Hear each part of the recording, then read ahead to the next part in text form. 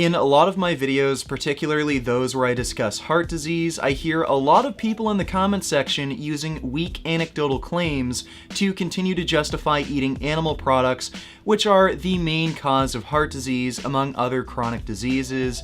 So I thought I'd do the same thing with cigarettes. A 126-year-old man in Brazil is a chain smoker, so clearly smoking plenty of cigarettes every day helps you live long. And you probably don't believe that story for the same reason you don't believe that crazy old drunk man at the lake. Oh, I've been fishing on this lake for over 30 years, and I've only seen him 3 times. But each time, he's taken something from me. First time he took me brother, second time he took me father, and the third time he took me damn leg. That thing ain't a fish, it's a demon. Weighs at least a metric ton, mouth as wide as a bus, filled with razor-like teeth, has a thirst for the flesh and blood of a man. Every day, I go out on those waters searching for him. I know he's out there, but this is just a game to him. He laughs at me, getting mad with revenge. Well, I'm going to get mine soon, and we'll see who's laughing then. I think you're starting to see the problem with using weak anecdotal claims to help prove your argument or come to any sort of conclusion, especially when it comes to nutrition. There will always be anomalies in a data set that don't fit within a trend. You can pull up examples of people living to extremely old age eating meat, dairy, and eggs, and I can pull up examples of people living to extremely old age smoking cigarettes. That doesn't mean any of these things are healthy, as these people are only one single data point among billions of people. What we need are large-scale epidemiological studies combined with mechanistic data to come to any sort of accurate conclusion. According to a cohort of the Adventist Mortality Study, the Adventist Health Study, and the Adventist Health Study 2, which together involved over 150,000 study participants, researchers found that vegan men had a 14% lower risk of all-cause mortality, a 42% lower risk of cardiovascular disease mortality, and a 55% lower risk of ischemic heart disease mortality, along with significant risk reductions in hypertension and type 2 diabetes.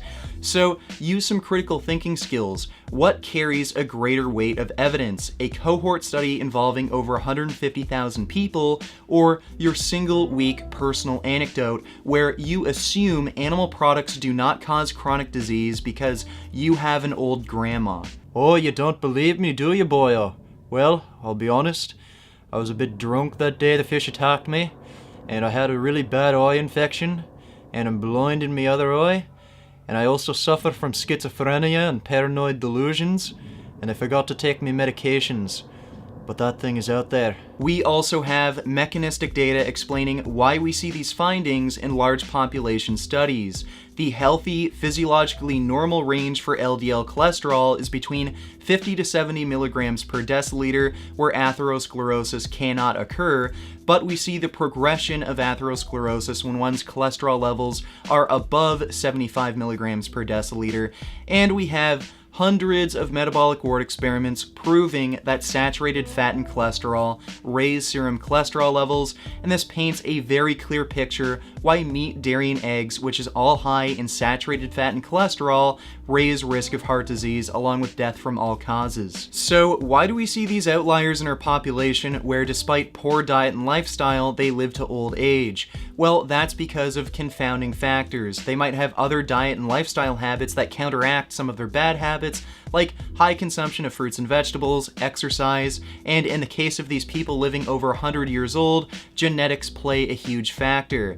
You might have noticed that these people who are living over 100 who say they eat bacon and eggs every day, they're women. Women have a lower risk of chronic disease and a higher life expectancy than men. And this is what's interesting about the report of the 126-year-old man who's a chain smoker. Despite having a habit that I'm sure all of us can agree is incredibly unhealthy, he appears to have a very healthy diet, and he may even be eating a vegan diet. Although smoking is associated with an increased risk of heart disease, if you're able to keep your cholesterol levels low enough through diet, you won't develop atherosclerosis, and plant-based diets high in fruits and vegetables also counteract some of the other harmful effects of smoking. Once again, meat, dairy, eggs, and smoking aren't helping these people live to old age. Through a combination of lifestyle factors and genetics, they're living to old age despite some of their bad habits. And if you're going to keep claiming that animal products are healthy because you can pick out single weak anecdotal claims,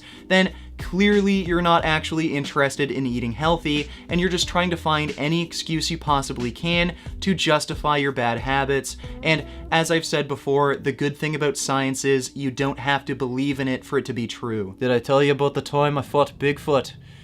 Oh, he's a disgusting creature. Reeks of a smell that would peel the paint off a barn. But he has the strength to rip an oak from the ground. I'm lucky to have gotten out alive. He might have taken one of me fingers, but I took one of his balls. Beef. What a relief. When will this poisonous product cease? This is another public service announcement. You can believe it or you can doubt it. Let us begin now with the cow. The way it gets to your plate and how.